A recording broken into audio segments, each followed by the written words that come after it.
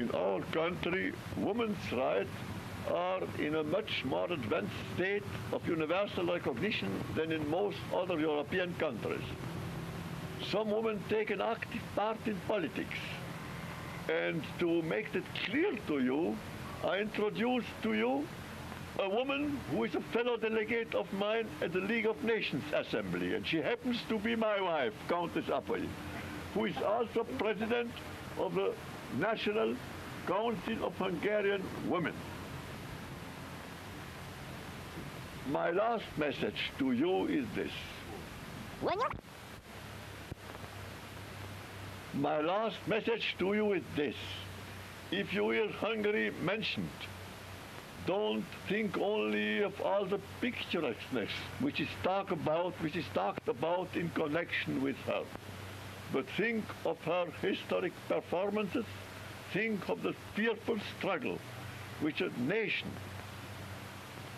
destroyed by the most iniquitous peace treaty that ever has been concluded has to achieve in order to preserve her national energies, in order to be able to perform other feats of intellectual advance and of moral strength on behalf of humanity, in order to fill the place in the world for which Providence has ordained her.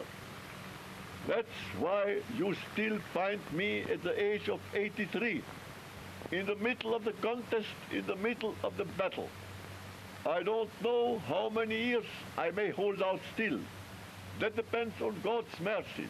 But as long as there is any strength left in me, I shall not abandon the task, and so thinks every Hungarian. And now I say goodbye to you.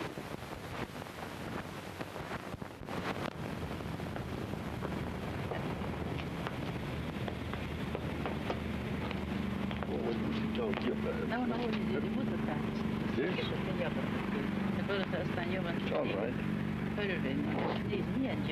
It's all right. I'm very glad to address now here from a distance a still greater number of Americans than I ever had the pleasure of speaking to, of talking to during my visits to your country. Now what I'm to talk to you about. Of course, it's my own country, which is so little, and what is worse, still so badly known, all about the world. When Hungary is mentioned, then most people think of red pepper called paprika, of gypsy bands, of picturesqueness, of big plains with herds of cattle upon it, and semi-barbarous people to watch over all this. Now, as a matter of fact, we are quite on the same level of civilization as any Western country in Europe is. We may say that we are the farthest outposts of Western civilization towards the east. Our nation rendered to Europe, and especially to Central Europe, and to Western Christianity as a whole, the greatest possible services, making a firm stand for a century and a half against the invasion of barbarians, Tartars first, Turks afterwards, who threatened the then already existing treasures of civilization with destruction. Now we have been rewarded for all this by the Trianon Treaty, which took away from us 2/3 of our population. Hungary, who had been a country, a thriving country, I might say a powerful country, with 20 million of inhabitants, has been reduced in territory and has been reduced in number to somewhat over 80 million of inhabitants.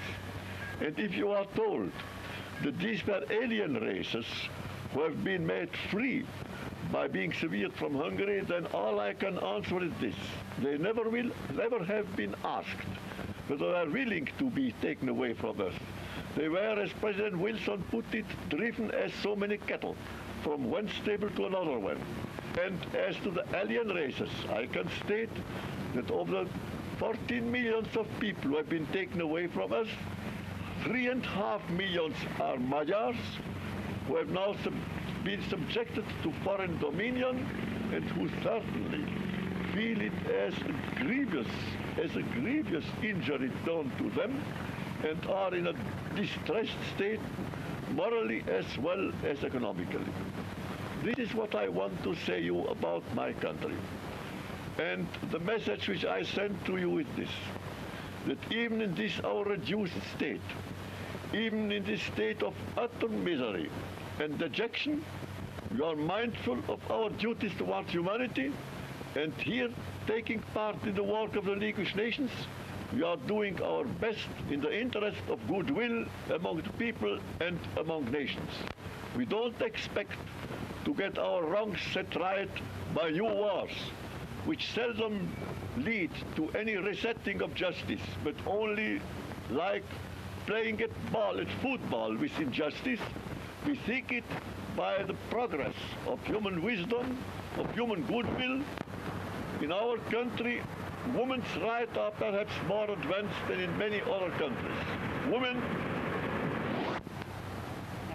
are better recognized than in most other countries in Europe.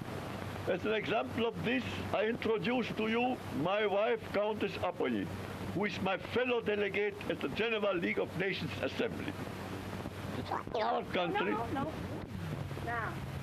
In our country, women's rights are in a more advanced state of recognition than in most European countries. Women take an active part in politics. As a symptom of this, and to show you this, clearly I introduce Countess Apponyi, my wife, who is a fellow delegate of mine at the League of Nations, and does a great deal of work there.